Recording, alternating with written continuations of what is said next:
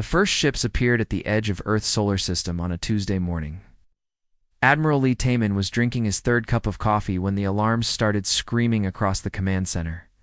His hands shook as he set down the mug, watching. The impossible readings on his screen, 200 vessels hung in space like metal vultures. Each ship was the size of a city, their dark hulls reflecting no light. They moved in perfect formation, as if controlled by a single mind. No human fleet had ever achieved such precision. "Sir, we're getting a signal," said Park Min-ho from the communications station. His young face was pale with fear. The other officers in the room fell silent, their eyes fixed on the main display. The screen flickered and showed something that made everyone's blood run cold. The alien creature had pale blue skin marked with strange scars. Its eyes were completely black, showing no emotion at all. When it spoke, its voice was flat and mechanical. "Weak species, you will surrender your world. Submit now, and your deaths will be quick. Resist, and we will make your suffering last forever." The transmission ended abruptly. For a moment, nobody moved. Then Admiral Lee stood up, his chair scraping against the floor. "Get me every ship we have, every single one." Captain Kim Sora received the call while her ship patrolled near Mars. The Earth Defense Force Vessel Indomitable was one of humanity's newest and strongest ships. But as she looked at the enemy fleet through her telescope, she felt very small. Her crew of 300 suddenly seemed like nothing against the massive alien force. "All ships, this is Admiral Lee," came the voice over the radio.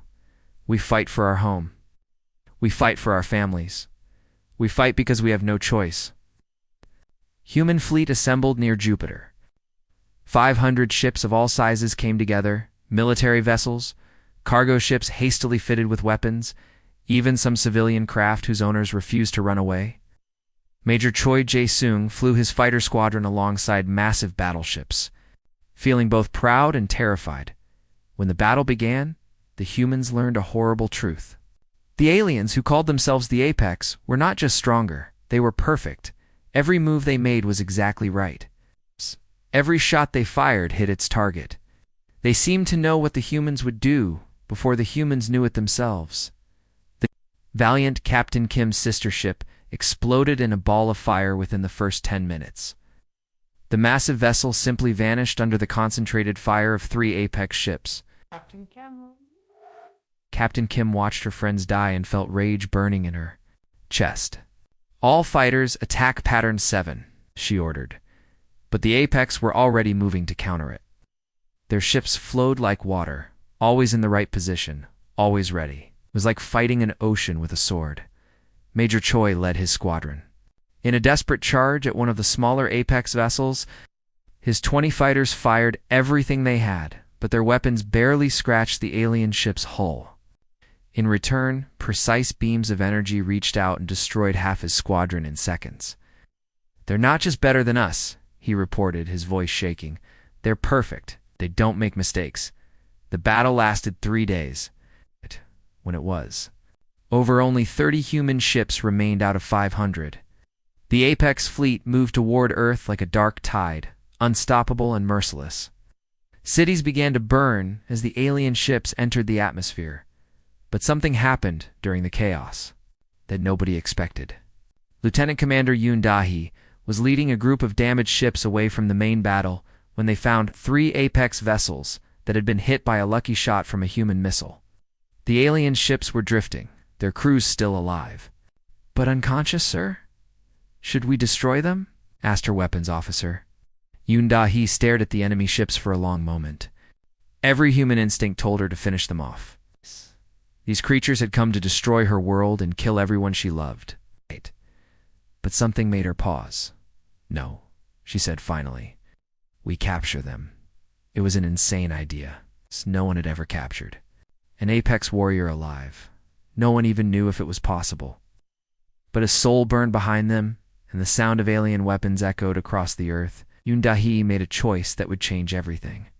Her engineering teams worked frantically to cut through the alien hulls. They found 17 Apex warriors inside, unconscious but breathing. The aliens were tall and thin, their blue skin covered in ritual scars. Even unconscious, they looked dangerous. "Get them to the mountain facility," Yoon-Dahi ordered. "Pray that someone down there can figure out how to stop this war." Carrying their impossible cargo toward the hidden base in the Taebaek Mountains, the invasion of Earth continued. Cities fell one by one. Millions of people died or fled underground. The Apex seemed unstoppable, their perfect coordination and superior technology crushing all resistance. But deep beneath the mountains, scientists and soldiers gathered around. 17 sleeping aliens, not knowing they held the key to humanity's survival. The real war was about to begin, and it would be fought not with weapons, but with something the Apex had never experienced before: the power of choice. The mountain facility was built to withstand nuclear war, but nothing could have prepared it for what lay on the medical tables in the deepest level. Dr. Kwan? Jehoya adjusted his glasses and stared at the unconscious Apex warrior through the thick glass wall. The alien's chest rose and fell with mechanical precision, even in sleep. "Their heart rate never changes," whispered Dr. Han Sujin, pointing at the monitors. "Look at this. No matter what we do, their pulse stays exactly the same. It's like they're machines." Colonel Name Heian Wu paced behind the scientists, his boots clicking on the metal floor. Above them, the war continued to rage. Every few hours, reports came down about another city falling, another million people dead or missing. The pressure was enormous, but down here in the depths, 17 sleeping aliens might hold the answer to saving humanity. Dr. Park Yoon-ji was the first to notice something strange. She had been a psychologist before the war, helping people with their problems and fears. Now she studied the most dangerous creatures in the galaxy, looking for weaknesses in their minds. "Watch this," she said, playing a recording of classical music near one of the prisoners. The Apex warrior's brain activity showed small spikes on the monitor. They're responding to stimuli, but not the way we expected. The alien designated as Subject 7 had been injured during capture. Part of its skull was cracked, and some kind of metal device inside its head was damaged. Dr. Kwan had been studying the device for weeks, trying to understand its purpose. "It's not just technology," he explained to the team during their daily meeting. "It's connected directly to their brain. This thing controls how they think, how they feel, even how they dream." Dr. Choi Sungmin, the team's neurologist, had been running tests on the alien's brain tissue. His findings were disturbing. Every single one of them has been modified from birth. Their fear centers have been removed. Parts of their brain that question orders have been destroyed. They are literally incapable of disobedience. The implications were horrifying. These weren't evil creatures choosing to destroy worlds. They were victims of their own species, turned into living weapons without any choice in the matter. "How many generations?" asked Colonel Nam, his voice quiet with shock. "Based on the genetic markers, at least 1,000 years, Dr. Han replied. "Maybe more. They've been doing this to themselves for so long, they've forgotten what it means to be free." Subject 7 was different from the others. Damage to its implant meant it sometimes showed signs of independent thought. Dr. Park began spending hours with it, trying to understand how its mind worked. She played music, showed it paintings, even tried to teach it simple games. The breakthrough came on a rainy Thursday morning. Dr. Park was showing Subject 7 a photograph of Earth from space when the alien's eyes suddenly focused on her face. For the first time, it seemed to really see her as an individual, rather than just another enemy. "Beautiful," it said in broken English, pointing at the picture. The word came out rough and uncertain, as if the alien was remembering a language it had never been allowed to speak. Dr. Park's hands shook with excitement. "Can you understand me?" she asked.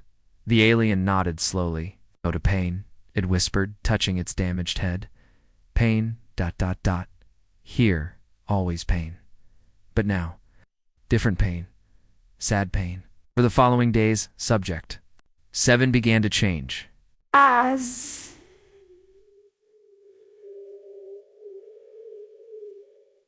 As its implant continued to malfunction, more of its original personality emerged. It started asking questions, something no Apex had ever done. It wanted to know about human families, about love, about the concept of choosing one's own path in life. The others, it said, one day, looking at its sleeping companions, they hurt too, inside hurt, but cannot say hurt, cannot choose not hurt. Dr. Kwan realized they were witnessing something unprecedented. The alien wasn't becoming human, but it was becoming something its species had never been allowed to be free. We need to try the procedure on the others, Dr. Park argued during an emergency meeting. If we can disable their implants safely, we might be able to wake them up. It's too dangerous, Colonel Name replied. What if we kill them? What if we don't try? Dr. Han shot back. Every day we wait, more humans die. These creatures know everything about Apex tactics, technology, weaknesses. If we can free them, they could help us fight back. The debate continued for hours while explosions echoed faintly through the mountain above them. Tokyo had fallen that morning. New York was under siege. Time was running out for humanity. Subject 7, who had started calling itself by a human named Kale, listened to the arguments with growing understanding. Finally, it spoke up. I choose help, Kale said, its voice stronger now. Choose save. Both peoples, human people and Apex people. All slaves to fear, all need freedom. Dr. Park felt tears running down her cheeks. After 1,000 years of conditioning, this creature had chosen compassion over conquest. If they could free the others, if they could break the chains that bound an entire species, maybe there was hope. But first, they had to survive long enough to try. The facility's alarms were already beginning to sound, and the footsteps of Apex warriors could be heard echoing through the upper levels. The real test was about to begin. Dr. Bayman Jun had not slept in 3 days. His eyes were red with exhaustion. As he worked on the delicate procedure that might save both species, Subject 7, now calling itself Kale, lay on the operating table while machines hummed around them. The damaged implant in its skull glowed with strange blue light. Careful with that wire, Dr. Park Yoonji warned, watching the brain monitors. If we cut the wrong connection, we could kill it. The procedure was dangerous beyond imagination. They were trying to remove a device that had been part of Kale's brain since birth. One mistake would mean death, but success might mean freedom for an entire species. Dr. Kwan Jiahua stood nearby, ready with the emergency equipment. They had practiced this moment 100 times on computer simulations, but the real thing was terrifying. Kale's life hung by a thread, and with it, perhaps the future of both worlds. There, Dr. Bay whispered, as he carefully disconnected the final wire. It's out. For a moment, nothing happened. The monitors showed flat lines. Dr. Park held her breath, counting the seconds. Then suddenly, Kale's eyes opened wide, filled with an expression none of them had ever seen on an Apex face before. Wonder. I can. ... choose, Kale said, its voice filled with amazement. I can think what I want to think, feel what I want to feel. Tears ran down its blue cheeks, the first tears any Apex had shed in 1,000 years. The success gave them hope, but also revealed the horrible truth about Kale's people. When Dr. Choi Soon-min showed Kale images of the destruction on Earth's surface, the alien warrior collapsed to its knees in grief. We did this, Kale whispered. My people did this. But we never chose to do this. We were forced, programmed, made into monsters. It looked up at the humans with desperate eyes. The others, they suffer like I suffered. They need freedom too. Doctor. Park knelt beside Kale, placing a gentle hand on its shoulder. Can you help us free them? Yes, Kale said without hesitation. But the process must be perfect. If we make mistakes, they will die. And if we succeed, they will feel the same pain I feel now, the knowledge of what we have done. A working day. At night, the team began the process of freeing the other 16 prisoners. Each procedure took hours and required absolute precision. Some attempts failed completely. 3 of the aliens died on the operating table, their brains unable to survive without the implants that had controlled them since birth. But for every failure, there was a success. One by one, the Apex warriors awakened to a reality they had never known existed. Each reacted differently to their newfound freedom. Some wept like Kale, others became angry at the centuries of slavery their people had endured. A few simply sat in silent shock, overwhelmed by the ability to make their own choices. Dr. Han Soo-jin was amazed by the changes. "They're not just removing the implants," she observed. "They're becoming completely different beings, still apex, but with human-like ability to think and feel independently." The newly awakened apex retained all their physical abilities there. Incredible strength, their perfect coordination, their tactical knowledge. But now they also possessed something their species had lost long ago, the power to choose their own destiny. Kale became their leader, helping the others adjust to their new reality. "We have been weapons," it told them, "and we can choose to be warriors. We can choose to protect instead of destroy." The breakthrough came just in time. On a cold morning in December, the facility's sensors detected approaching apex forces. Somehow, they had found the hidden base deep in the mountains. Evacuation protocol now. Colonel Nam shouted as alarms screamed through the corridors. "Get the research data to the backup site." The attack was swift and merciless. Apex warriors poured through the facility's defenses like water through a broken dam, their weapons carved through steel walls and concrete barriers as if they were paper. Dr. Han Soo-jin died protecting the computer servers that contained all their research. Dr. Bae Min-jen was killed while trying to evacuate the remaining equipment. In the chaos, something unprecedented happened. Kale and the other freed Apex warriors made a choice that would have been impossible before their awakening. They turned their weapons on their former comrades, fighting to protect the humans who had given them freedom. Lieutenant Lee Dong-hwan watched in amazement as Kale moved through the corridors like a deadly dance, each movement perfectly calculated to disable rather than kill. The freed Apex fought with all the skill of their species, but now they fought for protection rather than conquest. "It's incredible," Lee reported over his radio.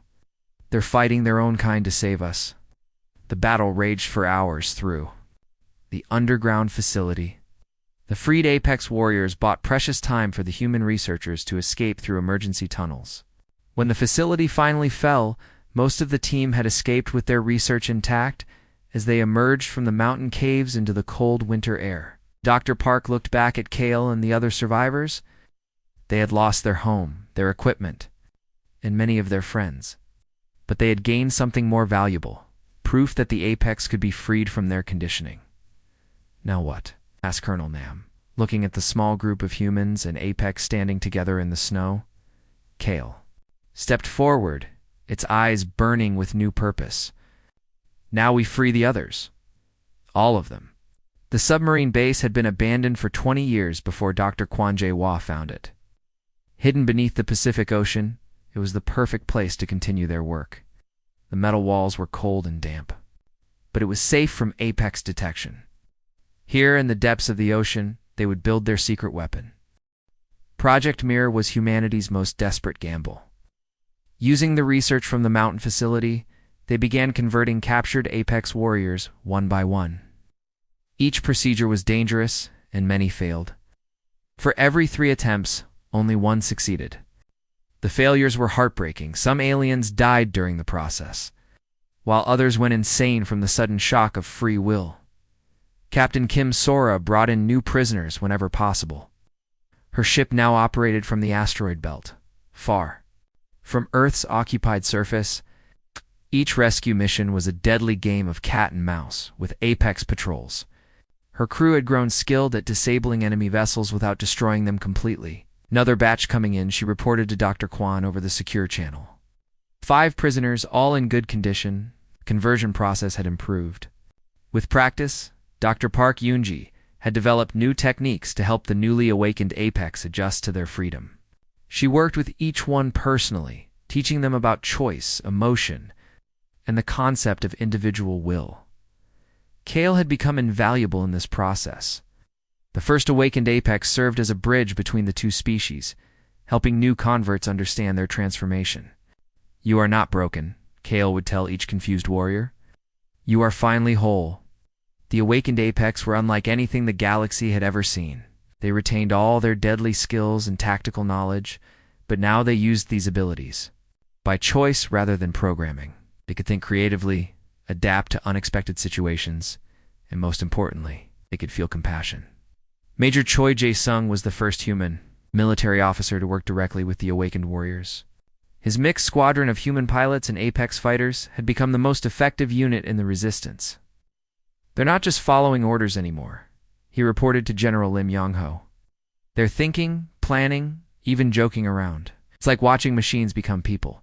The awakened apex began their own secret mission, using their unchanged appearance and knowledge of apex protocols.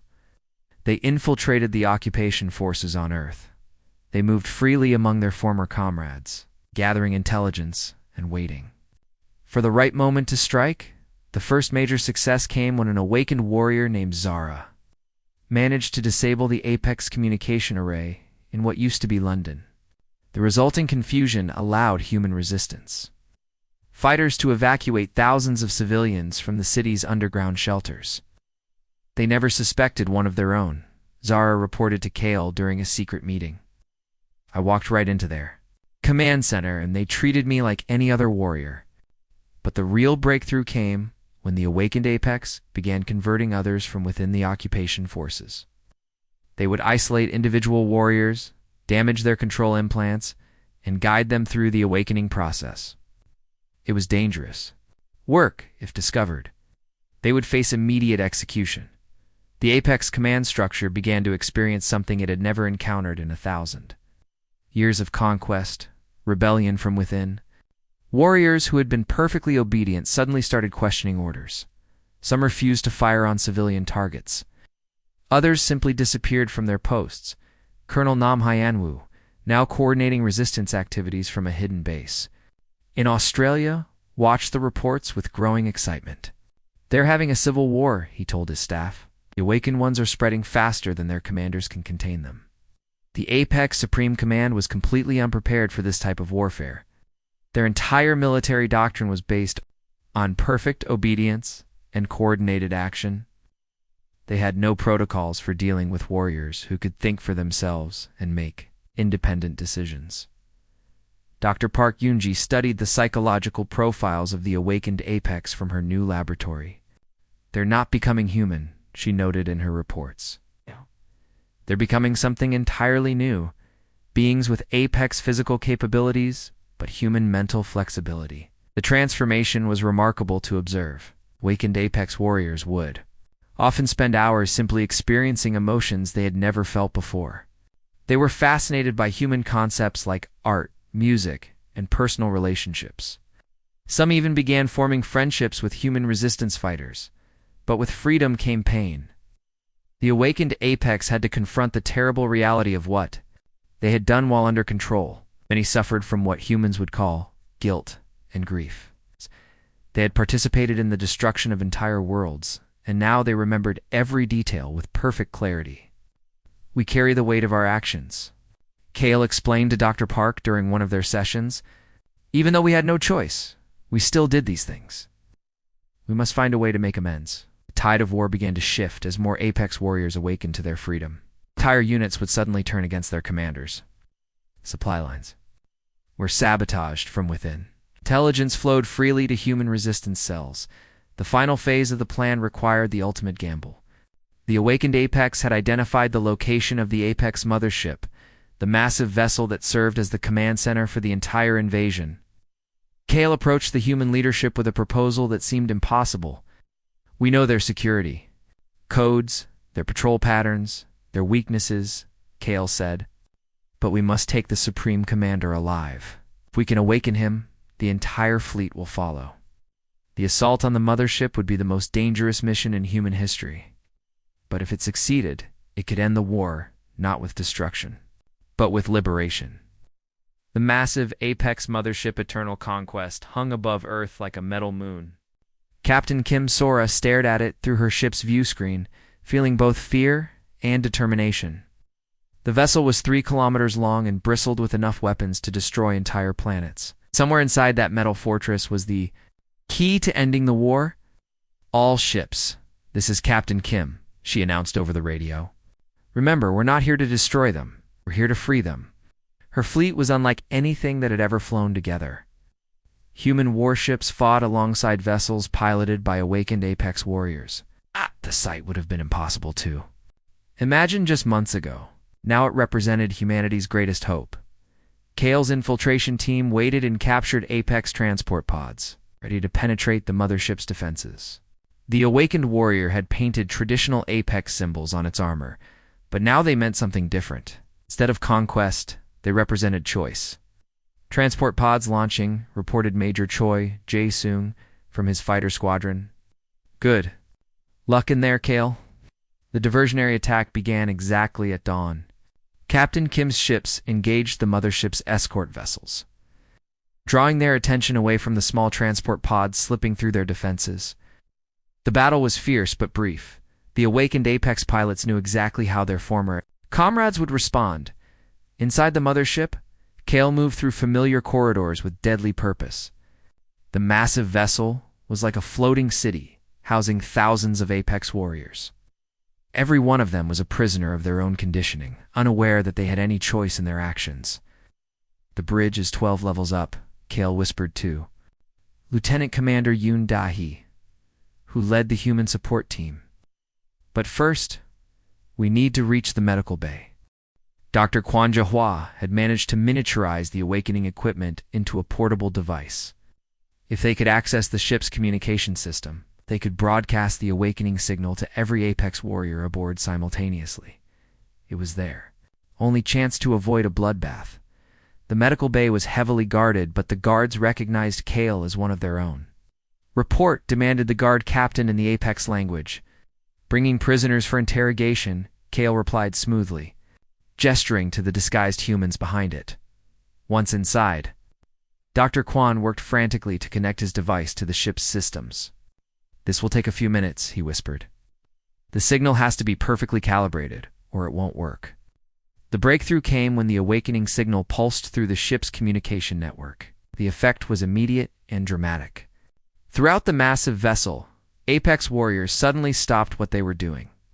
Their expressions changed from blank obedience to confused awareness. What? What have we done? Whispered one warrior, staring at his weapons with horror. Where are we? Why are we here? Asked another, as if waking from a terrible dream. The awakening spread like ripples through water. Warriors who had been preparing for battle suddenly questioned why they were fighting. Guards abandoned their posts to help prisoners they had been ordered to torture. The rigid hierarchy that had controlled Apex society for centuries began to crumble. But the ship's bridge remained sealed, protected by special shielding that blocked the awakening signal. Supreme Commander Vex Dai, the architect of the Apex conquest, was still under the control of his implants. Kale fought its way through corridors filled with confused, newly awakened warriors. Some tried to stop the infiltration team, still following old programming. Others stepped aside, uncertain of what they should do with their newfound freedom. The bridge is just ahead, Yoon Da-hee reported, checking her weapon. But there are still loyal guards up there. The final battle was unlike anything in recorded history. Awakened Apex, fighting alongside humans against their former masters. The combat was brief but intense, as beings with identical training and abilities faced each other with completely different motivations. When the bridge doors finally opened, Kale found itself face to face with Supreme Commander Vex Dai. The alien leader stood 7 feet tall, his body a masterwork of genetic enhancement and cybernetic improvements. His black eyes showed no recognition, no emotion, only the cold certainty of absolute control. You have infected my warriors with weakness, Vex Dai declared, his voice carrying the authority of 1,000 conquered worlds. You have corrupted the pure with the disease of choice. I have given them what was stolen, Kale replied. Right to choose their own path. The confrontation was swift. Vex Dai had been designed to be the perfect commander, but his perfection was also his weakness. He could not adapt to fighting an opponent who thought like both Apex and human. When Kale offered him the same choice given to all the others, freedom or death, Vex Dai chose transformation. The awakening of the Supreme Commander sent shockwaves through the entire Apex fleet. ships that had been preparing to destroy Earth's cities suddenly went quiet. Some vessels fled the system entirely. Others surrendered to human forces. Many chose to join the growing alliance between the two species. Dr. Park Yoonji stood in the observation deck of the newly renamed Ship New Hope, watching as former enemies worked together to repair the damage of war. Awakened Apex warriors helped human engineers rebuild destroyed cities. Former slaves became guardians of freedom. "What happens now?" asked Captain Kim, joining her at the window. "Now we heal," Dr. Park replied. Ow. "Both species have a lot of healing to do." Kale approached them with news from the outer colonies. "The hegemony of worlds has requested our help. They have encountered another slave species, one that has been conditioned like we were. They want to know if our methods might work where forces failed." The war was over, but the real work was just beginning. Humanity had faced extinction and responded not with superior weapons or technology, but with something far more powerful: the gift of choice. The galaxy's greatest threat had become its greatest protector, and the universe would never be the same.